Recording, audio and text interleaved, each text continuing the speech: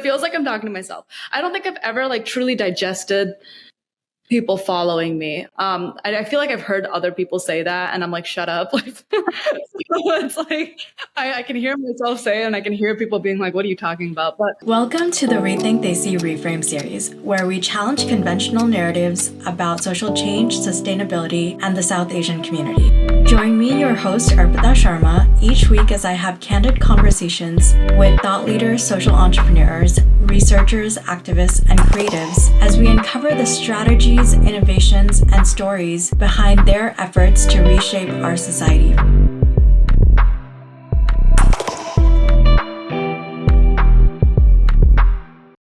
I'm your host, Arpita Sharma, and I am super excited to share this week's episode with you. If you're anything like me, you probably nerd out about books or content related to self-improvement, mental health, and self-discovery. So I hope you enjoy listening to this episode as much as I enjoyed talking to Janani and editing this afterwards. So today I am thrilled to introduce you to Janani K.V. Rajan, a social media influencer around mental health and spirituality, and the founder of The Indian Standard, a pioneering magazine amplifying voices and narratives that inspire healing and foster connection. So Janani is pretty amazing and very humble. So at the time of this airing, she has over 45,000 Instagram followers and over 130,000 on TikTok, where she reaches thousands with her creative and transformative content. So I'm not going to lie, even doing this interview was so much fun that we ended up going over by a lot. So I am splitting this up into two parts. And the first part of this conversation, we'll get to delve into Janani's world, exploring her journey into content creation, the intersectionality of mental health and spirituality, and the way that changed her perspective about certain topics over the course of her journey. And we'll follow up next week with part 2. So without further ado, let's get into it. So we're so excited to have you here with us today. thank you so much for having me. I'm very excited to talk. Yeah, I'm so excited as well. Personally, and just having gone through my own mental health journey as well, I can very much relate to a lot of these kind of the struggles that I saw you sharing on your TikTok videos. And I'd love to just get us started by asking you, can you tell us a little bit more about your personal journey and what inspired you to start the Indian Standard and your creative platforms on Instagram and TikTok? Yeah. So I would say like most people struggled with mental health, like from a very young age. I feel like those signs kind of come up, at like preteen, like adolescent times. So I was pretty much struggling for about 10 years, from like 12 to 22 is what I like to say. And then, those 4 years of college really were very, very tough for me. I went to a school and it just wasn't really, it wasn't the environment for me. And so I think coming out of that, we graduated 2020, so it was obviously during the pandemic and everything. And we got kicked out of school around like March of 2020. And I came home and I was like, I just felt like immediately like such a different person. Like I felt like my perspective was more clear. I felt more inclined to like build a relationship again with my parents, build like more quality relationships, just because I wasn't around that same community that was like perpetuating my pretty negative beliefs. And it's not the community's fault by any means, but it was just more like my reflection of what the community had to offer. In any case, we left college, we came back home, and I just had a lot more free time. And I was thinking, like, I think that allows people to think, like, when you take a step back from whatever community or whatever negative situation you're in. And so that's kind of what happened. And honestly, like this whole Instagram and TikTok thing was a total accident. Like I always wanted to be on social media. Like I grew up watching YouTube and I'm definitely a Tumblr girl, like at heart. And so I grew up with all of that, but I never really thought of myself as someone that could like be on Instagram, like in quotes, So around like May of 2020, I had just like put up a blog post, and I had like had my blog pretty much since I was like 16 or something. And I just made a blog post about my, pretty toxic relationship that I was in throughout college. And a lot of people DM me and was like, whoa, I had no idea that you were feeling that way. Or like, I went through the same thing, or just like a lot of like words of affirmation, basically saying like, I relate to you and I didn't know that you were that upset. And so I just took that and I was like, oh, okay. So like people weirdly, like I felt like for the first time, the people that I had been to college with, that leaving it was the first time I felt like I had community. And it was really interesting. And I was like, wow, okay, so if we talk about these things, or if at least I talk about my vulnerability, perhaps other people will be more vulnerable with me. And perhaps other people can be more vulnerable with each other. And that's kind of what I guess propelled everything. Just me feeling like, okay, I have this like responsibility to be vulnerable just for myself, like, because it's not something that we need to shy away from. And it accidentally became like this mission of mine. I've always really believed in spirituality. I've always been an extremely religious person. I grew up in a very religious household, and my parents grew up or raised me with a lot of love when it comes to religion. And I know that I'm very privileged in that regard. My parents made me grow up with a lot of privilege in general. But I think their love for me and their love for each other is what really allowed me to look at religion and spirituality with a very open mind. And so when it comes to mental health, I felt like I couldn't necessarily talk to them as great listeners as they are about the things that I was struggling with. And that's when I discovered that mental health was a Western word. And so I was around like June of 2020. And I was like just talking about my mental health on social media for a while. And then I was like, there's no way that like my story is the only one. And like, if I really want to, help people, then maybe I need to bring in stories from multiple perspectives. So it was June 21st, 2020. I was on FaceTime with my boyfriend, now husband. And I was like, I'm going to create a magazine. And he was like, how? And I was like, I don't know. And then, and I was like, it's going to be called the Indian Standard. And he was like, really? I don't really like that name. And I was like, I like it. So, that's kind of how it was born. June 21st, I came up with the idea. July 21st, I finished it. August 1st, we published. And so it's been going on for 3 years now. So it's been a ride, but that's kind of what started this whole thing.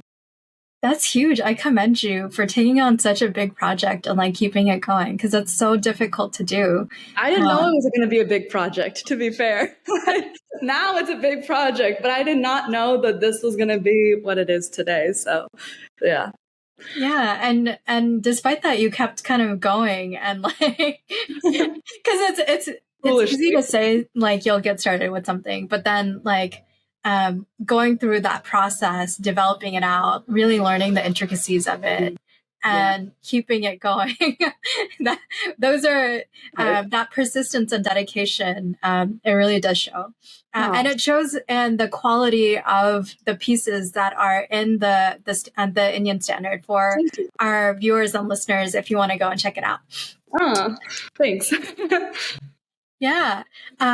So something I want to kind of touch base on is that you were talking about this a little bit earlier, but mental health and spirituality seem to be really central themes in your work. Can you share some of the key insights or experiences that have shaped your perspective on those topics? I know you delved a little bit already into kind of your experience in college and then coming back home and feeling that way, but were there any specific things that really come to mind for you? Okay. So I think, and this is like so interesting that you asked this, because like I think with the way that we look at like spirituality and the word mental health, I think there's a lot of like Western connotation to it already. Just like hearing that, right? Like spirituality, mental health. For me, it feels really Western. But it's like the complete opposite experience as to what I had. And it's really challenging, honestly, to like put yourself out there on social media talking about these things when you have such a Hindu religious Indian background. Like I am like I grow more and more traditional as the day goes by. And it's funny because that's truly what shaped me is like my parents and the way that they taught me religion and the way that they continue to teach me religion is what makes my perspective my perspective. Um, and so key instances, I would say, like I think we all got bullied when we were young. I think we've been in tough relationships and things like that. I've contributed to toxicity on multiple occasions. And I think like there was a lot of moments where I just, when looking back, didn't like the person that I was.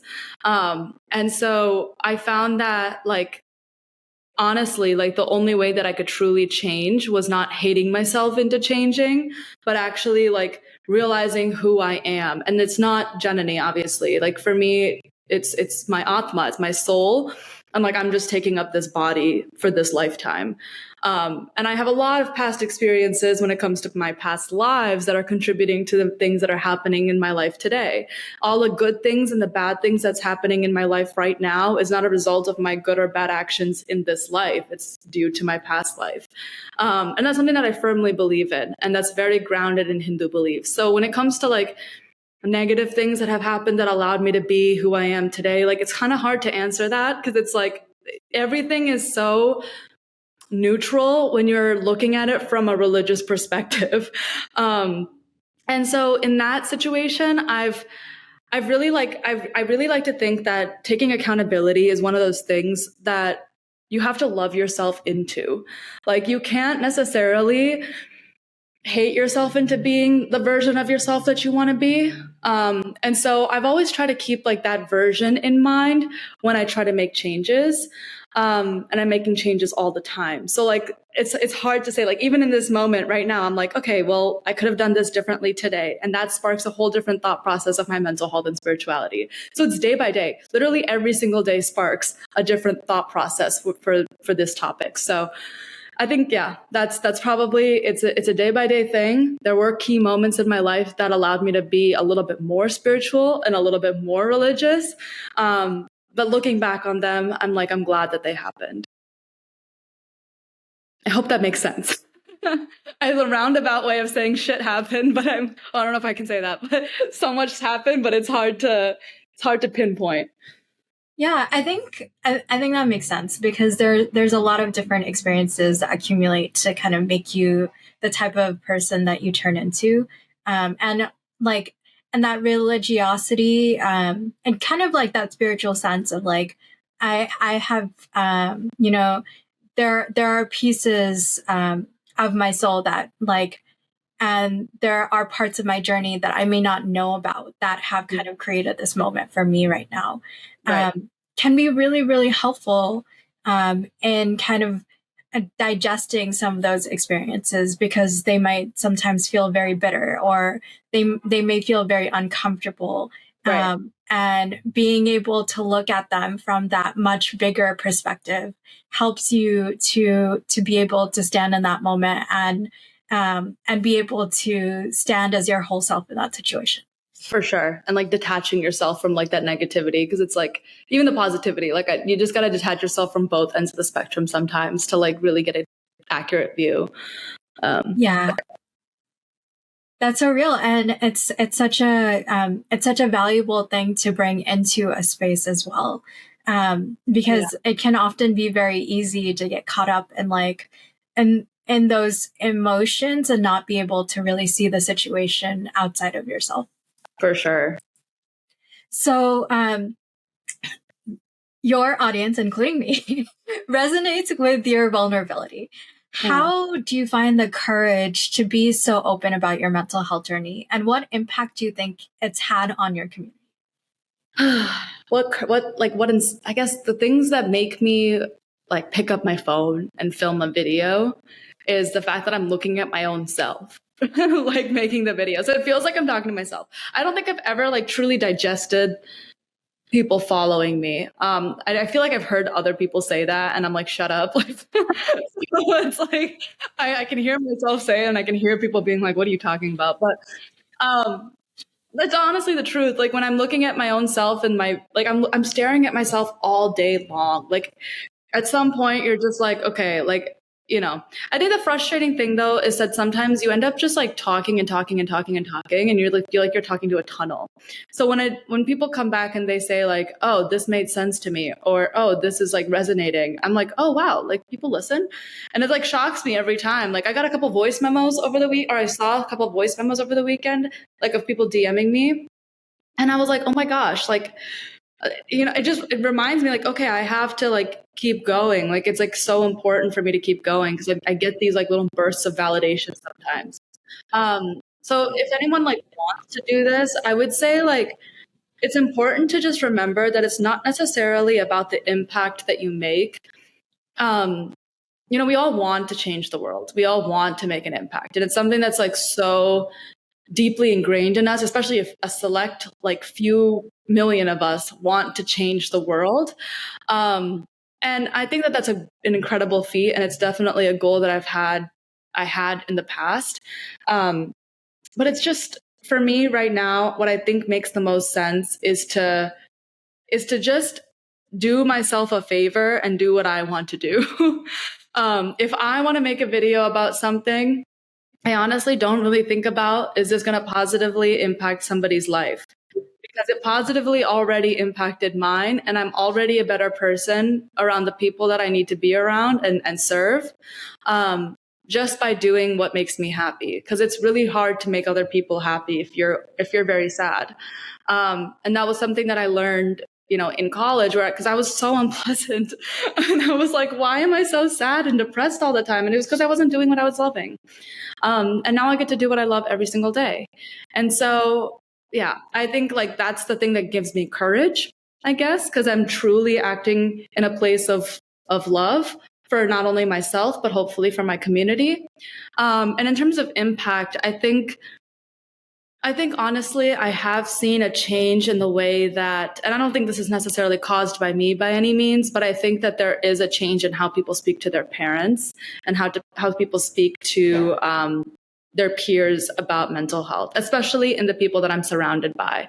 I'm lucky enough to be surrounded by a lot of really great, like men, for example, who all share their mental health within each other. And you know how rare that is for brown men to share their mental health.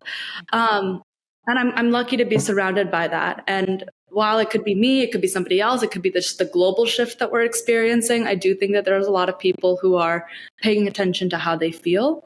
I think a huge part of that is COVID. The pandemic really allowed people to introspect. And I was a part of that group of people who was forced to introspect. So I'm just glad I joined TikTok at the time that I did. And I'm glad that I took action on my hopes and dreams. But yeah, and I hope that there's an impact, but we'll see. Time will tell. Yeah. Well, I'd love to just ask you as a side note, because I think this idea of being able to love your voice, right, and feel comfortable speaking in front of a camera, I think it's actually very, very difficult for a lot of people to get to that level of comfort with themselves.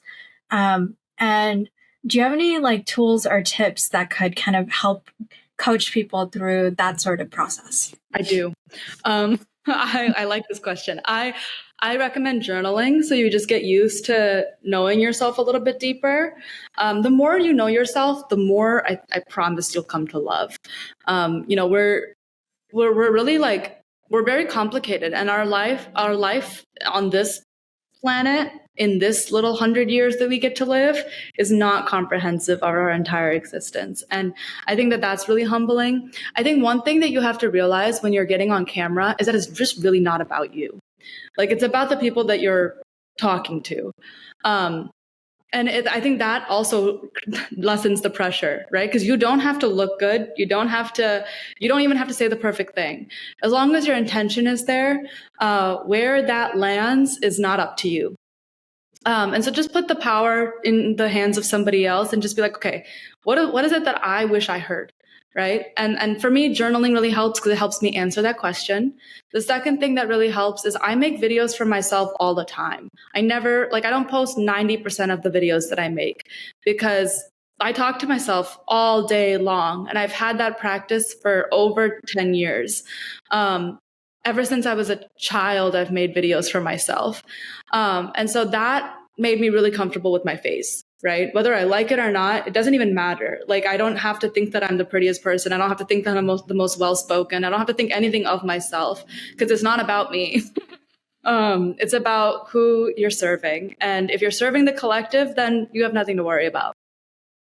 Yeah, I think that's really helpful. And I think that's really great advice for a lot of folks, because I'm sure it can feel daunting when you don't kind of have that experience, or that like normalization of like being able to look at you or a version of you on camera. To suddenly like feel comfortable can be difficult, but I think you make some really great, you've given some really great guidance for folks who want to try and feel more comfortable with it. So I'd love to ask you, in the Indian Standard magazine, you share other people's stories. Mm-hmm. So how do you select the stories you feature, and what do you hope to achieve by sharing these stories out and putting them out to the world? So what I do first is I select what I'm trying to say with the issue. So the theme is extremely important. And the theme is, and it's always been this way. I don't think that there was never an issue where the theme wasn't already predestined. And so each theme is very carefully given to me. But what I don't actually like do anything. Like, I don't want to like confuse people, but like I genuinely feel like this idea was like given to me by somebody else. Like I feel like I just was the person that ended up picking it up. And so I choose the theme, and then I find people that are in line with that theme, whether it be their actions, whether our pre-call goes a certain direction. There's a sense that you get, when you meet so many people, you just kind of automatically pick up like, okay, you'd be a really good fit for this issue, or maybe you'd be better for something else. So people either reach out to me to be a participant, or I reach out to others to be a participant. And we do that, and we have these pre-calls. And in that pre-call, I ask them questions that pertain to the theme of the issue. And if I feel like that those answers are either resonating with me or like I need to know more, or like I'm really curious, then most likely they will be selected as a participant. If for some reason I feel like that person isn't willing to get deep with me, then, that's just, it is what it is. I direct them to the submission page, and, they can submit anything that they want to the issue. But yeah, so for me, it's really about like how open you are when it comes to talking about yourself. It's not about the work you do, or it's not even really about your mental health journey either.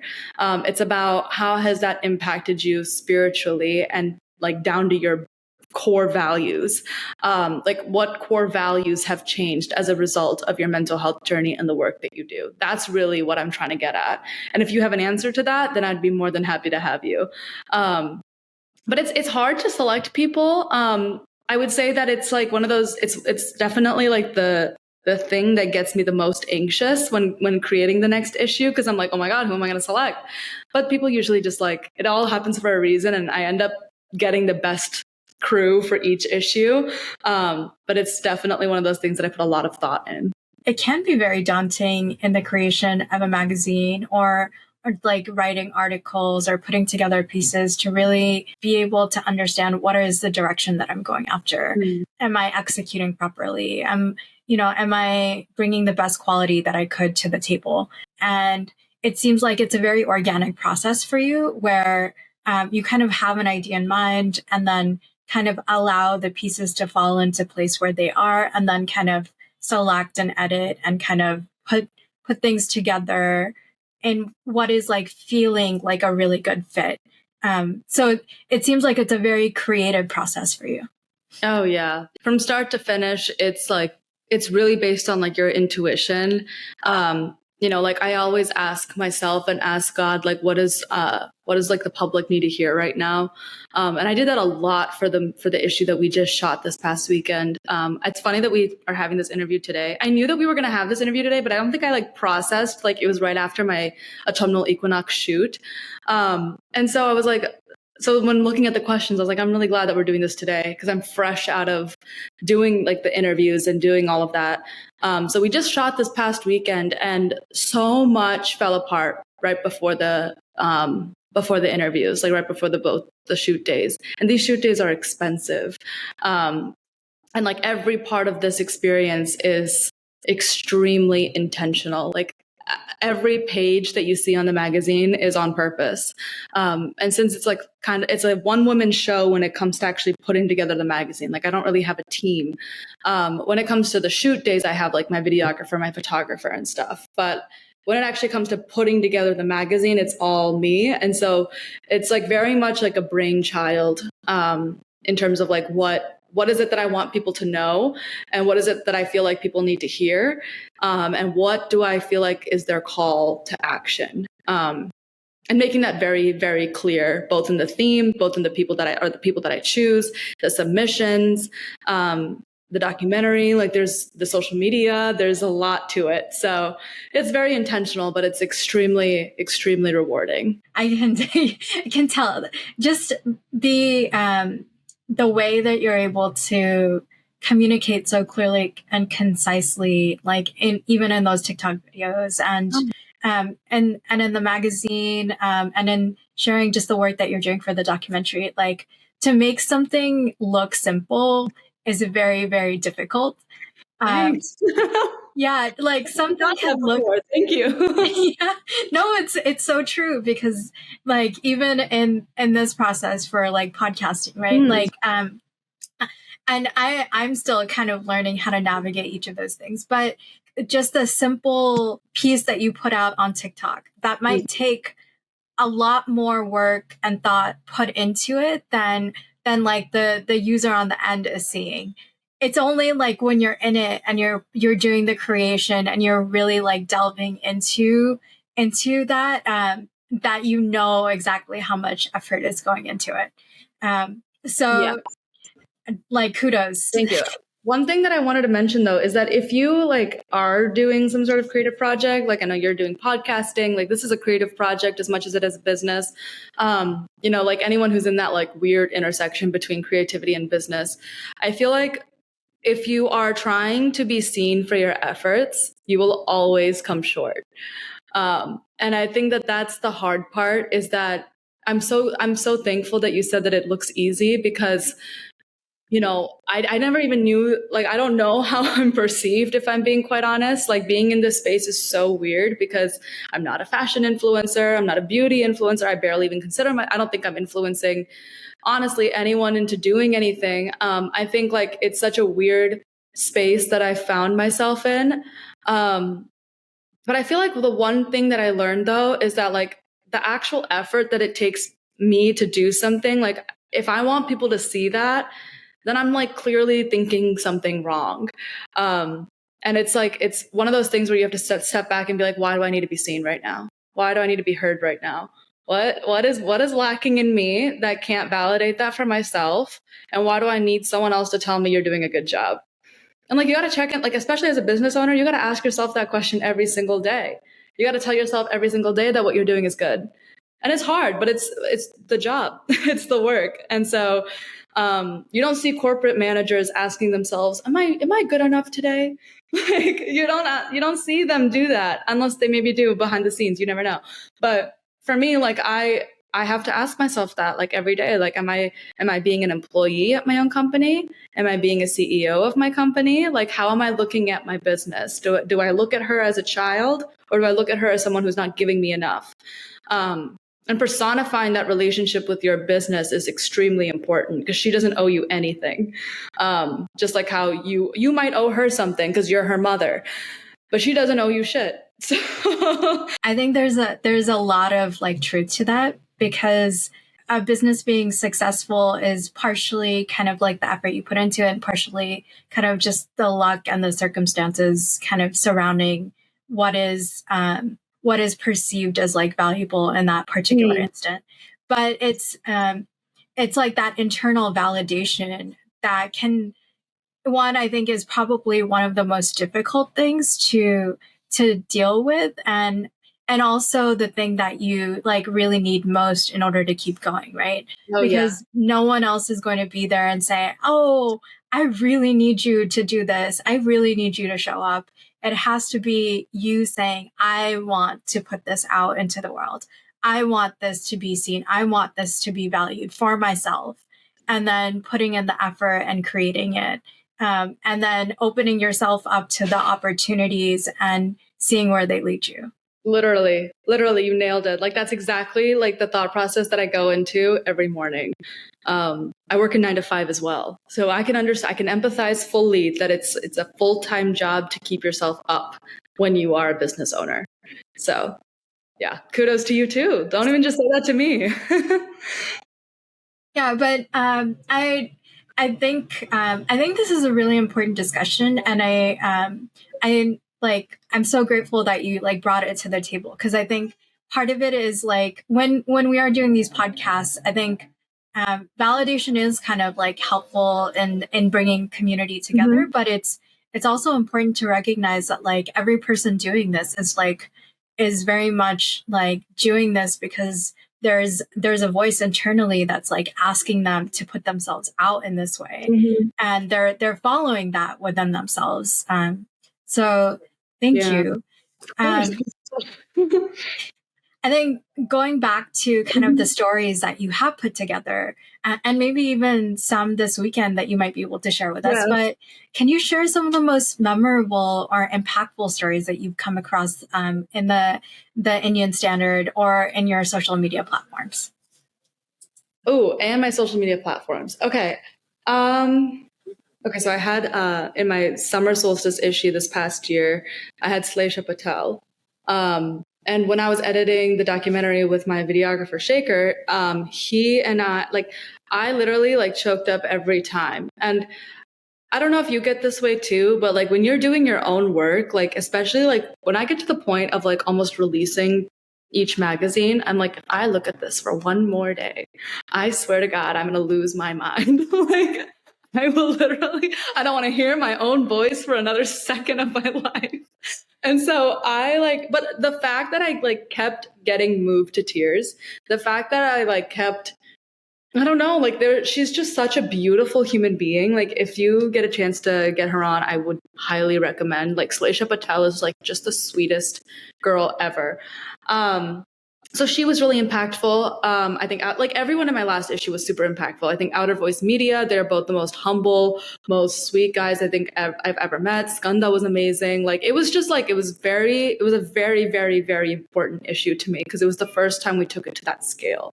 And then social media platforms wise, or I guess I could talk about autumnal equinox too, before we move on. But like the interviews that I just had, I like all three of them were just like so profound, and like I had them all in one day. And so like moving throughout the day and just seeing the energy of each person kind of like come through when they were talking about, you know, their journey as a woman and like all of like the womanhood related questions. It was just like the interview went in directions that I didn't even anticipate. Things that we didn't even talk about in the pre-call came out. And I was like, why didn't I ask that? Why didn't I even think of that?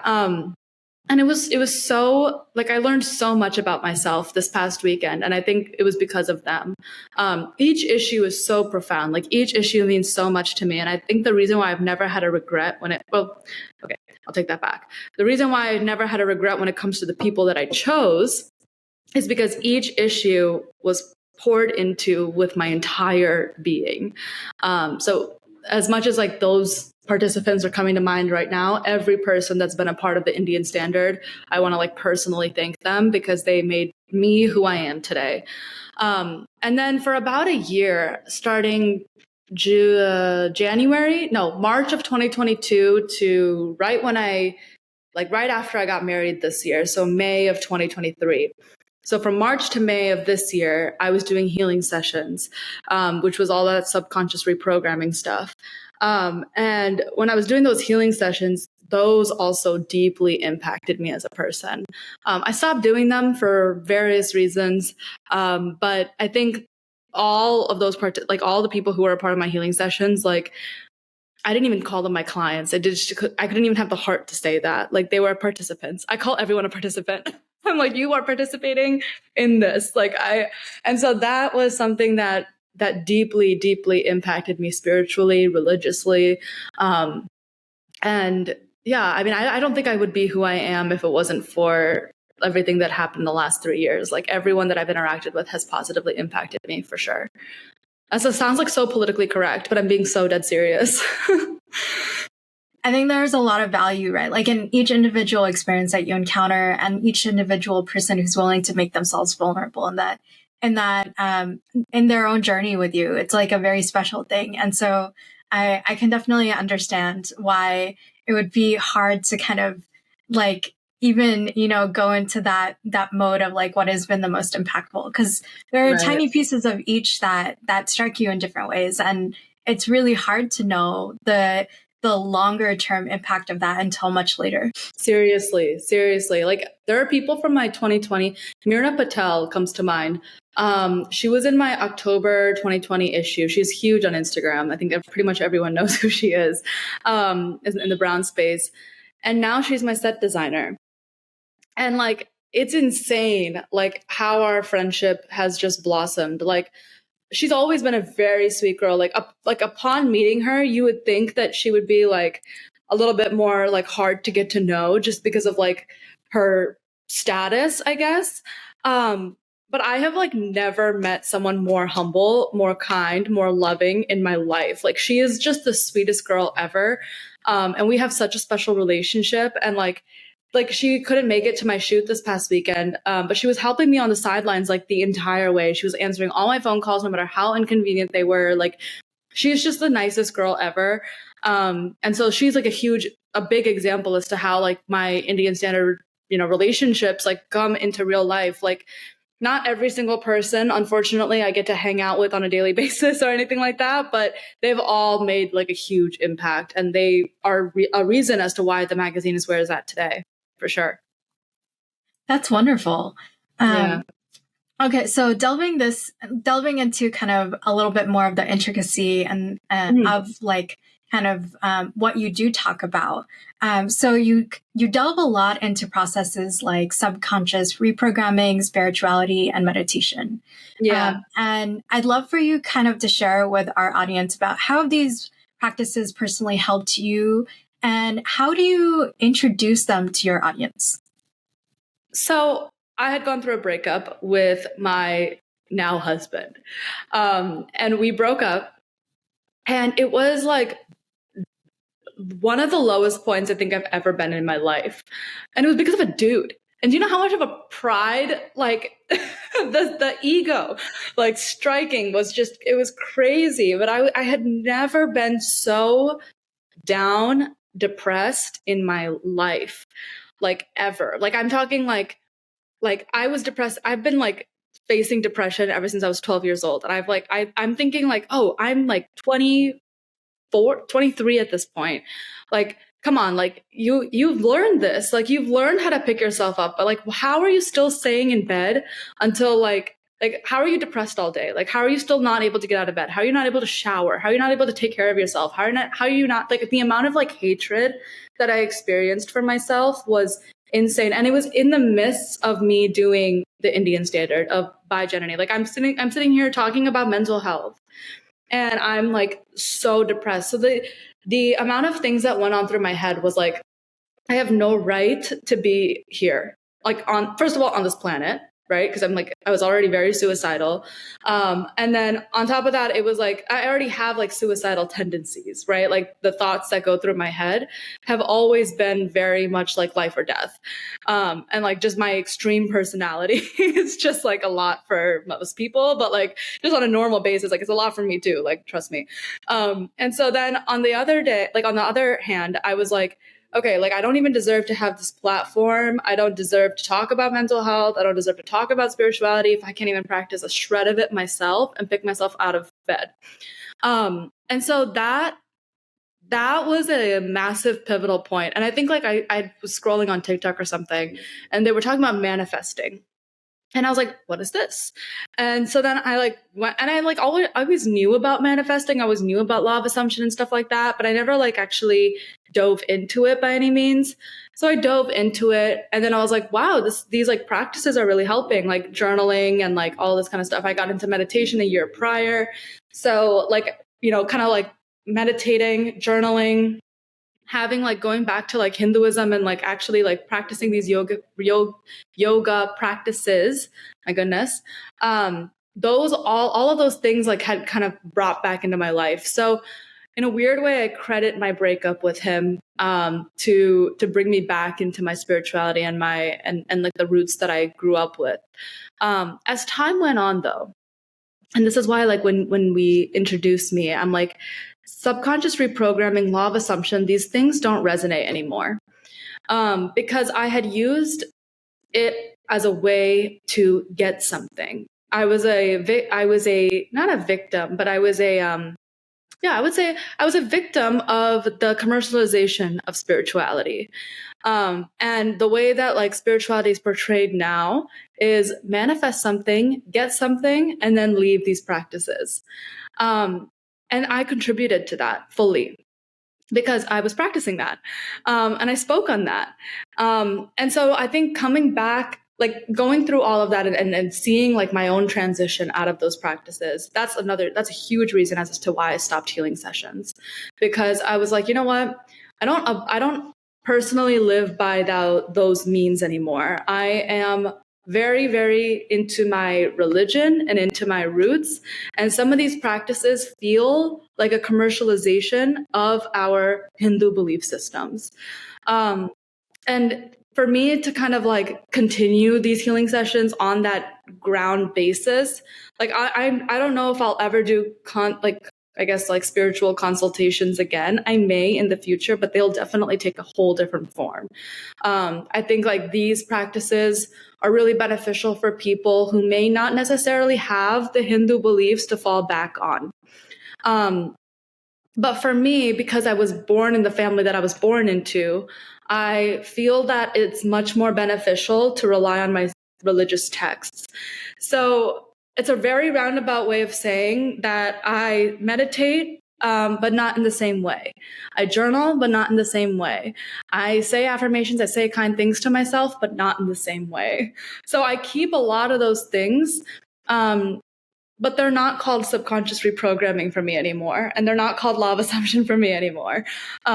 They are my grounding practices, my spiritual practices to get in touch with who I truly am, which is not Janani, it's my Atma.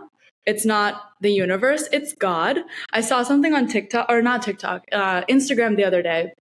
And someone was like, talking about religion and spirituality is cool. Talking about God is cool. And I was like, why did I need to hear that? Like, it was like the most like basic sentence ever. Like, who uses like the word cool? I was like, okay, yeah, I needed that validation to be like, yeah, it is God. It's not the universe for me. It is religion. It's not spirituality for me. Like there's a huge difference of like using some of these practices to get what you want versus using these practices to just use these practices. And that transition that I made deeply impacted the way that I create content, in that I don't create that kind of content anymore, and that I'm less active on social media now. And the fact that we're even doing this podcast shocks me, because I'm like, who wants to hear from someone who's like barely active? But that's like, that's my answer, is that like I've been able to use all of my practices in a way, and I'm glad that I was able to do that because it brought me back into this world. But now I feel like I'm more into just learning more about like my roots and giving thanks back to our Hindu religion. And just, following what our Vedic practices says to do, and just trying to be the best person I can be, for society, not even for myself anymore. When you initially kind of started off, you were really like kind of struggling, and kind of these tools of like, what is it called? Subconscious reprogramming or law of assumption, all of that. Right. They kind of helped you to be able to channel more positivity in a period of your life where you were having like a pattern of like very negative thinking. Mm-hmm. And it was very hard for you to kind of get out of those spaces. Mm-hmm. But the more you developed and continued on that journey, you you kind of develop more self-acceptance and self-nurturing, and you didn't necessarily need to get the external achievement or validation Right. in order for you to feel whole. Right. And you started to understand that like not getting the thing doesn't necessarily mean that like there's something wrong with you or that you're doing the things wrong. It's just that like those things are really hard and it takes time to do those things. So it seems like you've gone from a place of kind of relying on those things in order to like get you to a positive state to now getting to a space where you feel comfortable in being yourself in both the positive and negative aspects of yourself. Definitely. Like I feel like even like in the past, like maybe I wouldn't use the word relying, but I definitely would use like I was like dumbfounded, I guess, by the way that it changed the way that I was reacting to life. Like I think it was surprising to, first of all, find solace in journaling. Um, I think journaling is probably one of the most important things. I don't think it's for everybody, but I think it's one of the most important things that I've implemented into my life. And I think it improved very. I've always been a very like outwardly confident person. I think like I've always been an extrovert. I've always been, I'm like a fire sign, like I'm a fire, earth, all these things. I'm like deeply ingrained into my religion. I've always been the same person. I think now I embrace my flaws a lot better and work on them in a way that doesn't make me hate myself. I don't necessarily think I like myself more or like show that side of myself so much, but I definitely think I'm a lot more grounded and a lot more accepting of others and my flaw. Like, you're only going to be accepting of others when you truly accept yourself. And I think I saw that firsthand when I realized that I didn't need to be with him to love him. I didn't need to get followers to do what I'm doing. I didn't need to get anything from somebody in order to prove anything. If I wanted to love this dude, I could love this dude from afar. Like I didn't have to be in a relationship with him to care about him. Just like how if I wanted to, make a magazine and do all these things and whatever, be on this podcast, like I don't have to necessarily like have the following or whatever it is like to be that, right? Like there's nothing that you need outside of yourself to succeed. Yeah. I was like, that was founded. And then now it like has grown and grown and grown. And now I found that validation of that sentiment in my religion. So that's like the transition, I guess. And like, it's hard to like talk about that on healing sessions and be like, like, especially when not everyone's Hindu, right? Like, what are you supposed to say? Like, I'm not a guru, right? Like I'm here just to talk to someone else about spirituality. And that's the extent of it. Yeah. To me, when I'm listening to you, something that really like shows through is that you've kind of developed a much deeper level of truthfulness with yourself and like authenticity with yourself.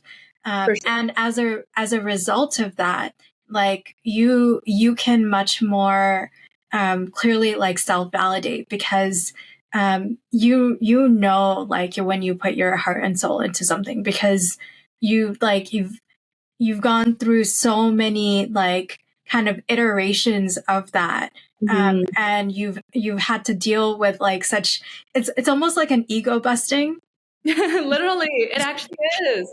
Yeah, like in that process that like now you're kind of more you can be proud of yourself whether you've achieved something or not because you're like I really really put so much effort into putting this together.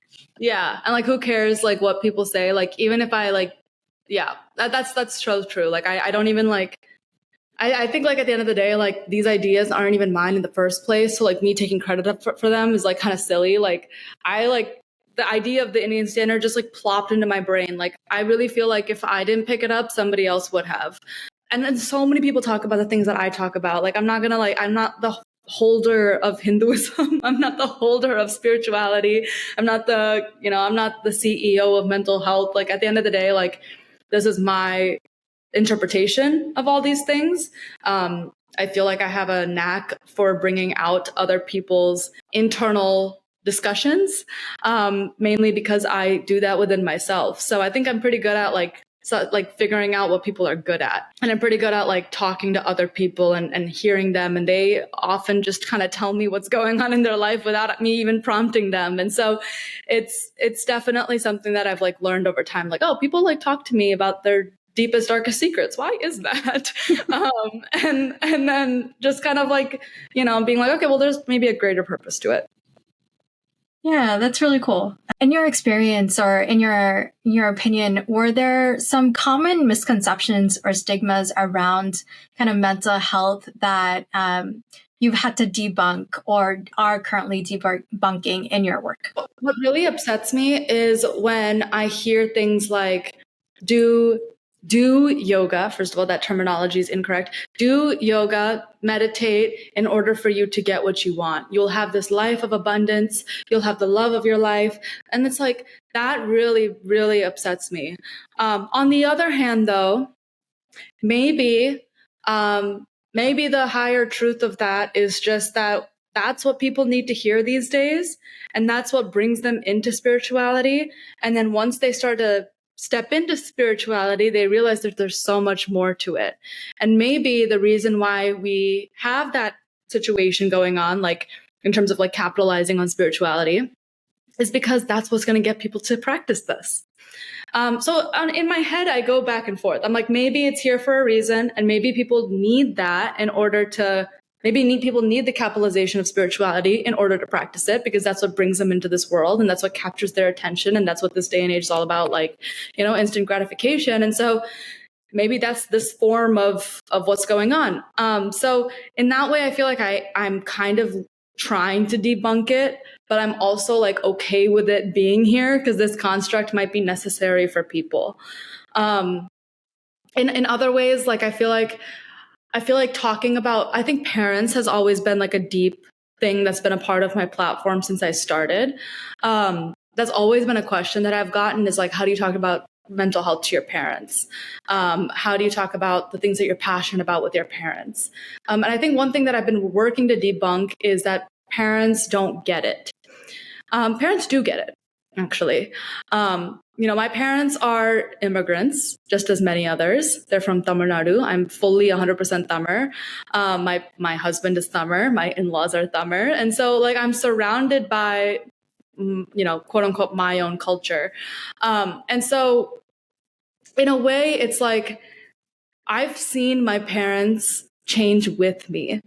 Like as I've become happier and more pleasant and more accepting and more, secure and all those things, like my parents have grown with me because I've chosen to see them in a different perspective. We have like the story in the background that our parents don't understand. And so once you realize like, okay, why am I responding to my mom like this? Yeah, the question's kind of crazy, the one that she's asking. Yeah, my parents are constantly asking me about this, that. But because the background, and this is where subconscious reprogramming comes in, because my background belief is they don't get me, because my background belief is that they don't understand this day and age that we're in, or because, they come from a lack mindset and so they don't get who I am. Like because of all those like background belief systems that we have, we end up responding to our parents in that sort of way. And so that pre-existing belief that they are so separate from us is just what is something that I really want to break down as time goes on as well. And like something that's like, these two concepts are so important to me because I would not physically be here without them. And I also don't think that I would have the relationships, and I don't think I would have the privileges, and I wouldn't have anything without them. And like, yeah, they can ask me silly questions here and there. And yeah, they don't 100% believe in my business either, but they don't have to. Like, they're just like everybody else. Like, if I don't even believe in it, why should my parents? So like it's just like one of those things where you just have to have this belief system that they get it. And I know that there's so many different situations. That's why making these statements is hard. And it's case by case and all that. But I really, really work on, in my own personal life, on deconstructing every single belief that I have. And really understanding, like, why is my response so negative at this moment? Or why is my response so positive in this moment? Like, why am I so happy to hear like I'm doing a great job? Like, what is lacking in me? Like, and so like just those kinds of things I feel like is always going to be a part of my platform, and something that I hope to change in people's lives is like talk about your mental health with your parents, because more often than not, they get it. It's just the word mental health is scary to them because they don't get what that word means. But they get struggle, they get pain, they understand depression, they understand fear, they understand all these things. Maybe we're just putting this like construct on them unnecessarily.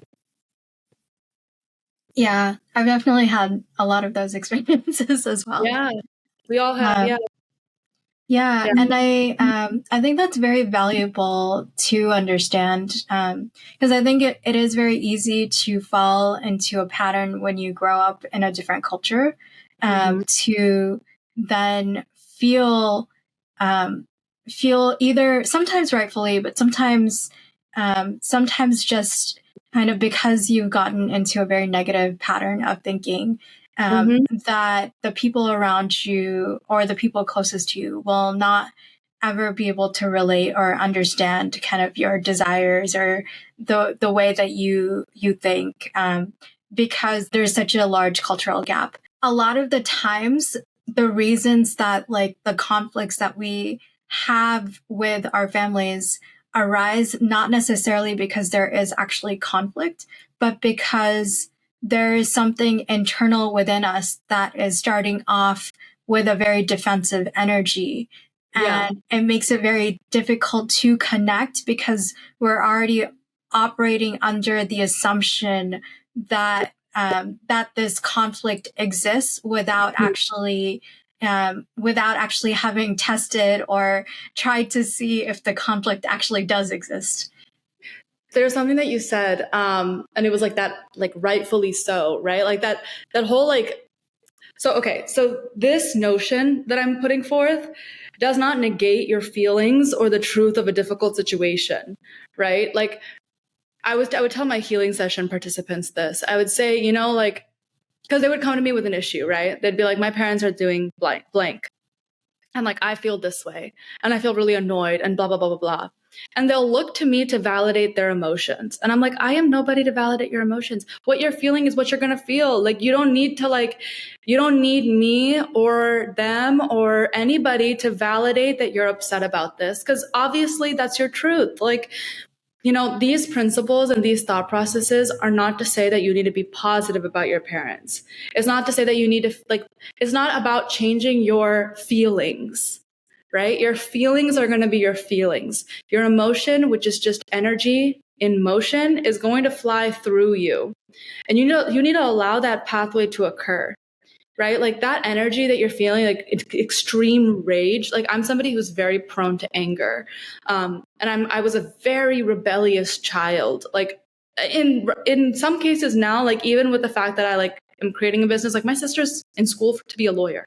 Like, like I'm definitely like a little bit, I wouldn't say like vastly different, but like I'm a little weird, in comparison to the rest of the circle that I find myself in. But, my parents, like, it's not like I tried to invalidate my emotions by saying that these principles exist, right? Like, I am allowed to be upset, angry, hurt, betrayed, sad, all those things, like by something that somebody says.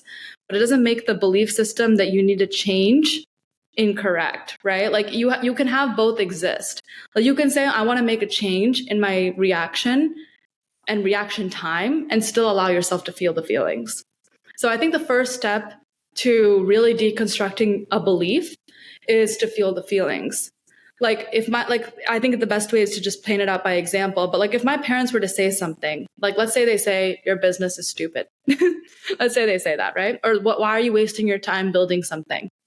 Or what are you doing? You're stretching yourself so thin. All these things, right? That technically, quote unquote, invalidate our business, right?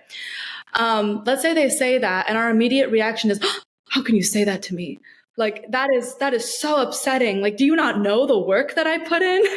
And let's say you go into that thought process, right? That feeling that you're feeling of just like, how dare you, is not incorrect, right? Very valid to feel that way because you're upset. Like you're upset by that. So the first step is understanding I'm upset, right? And letting yourself be upset. Don't go into these spiritual practices thinking like I need to change my feelings, because that's not going to do anything. Just because you're happy all the time doesn't mean that you're more connected to yourself, right? Like I would say the first step is to feel the feelings.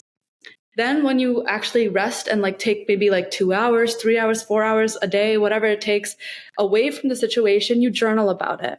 And you say, this made me upset because I felt like they're not seeing the amount of work that I'm putting into this business.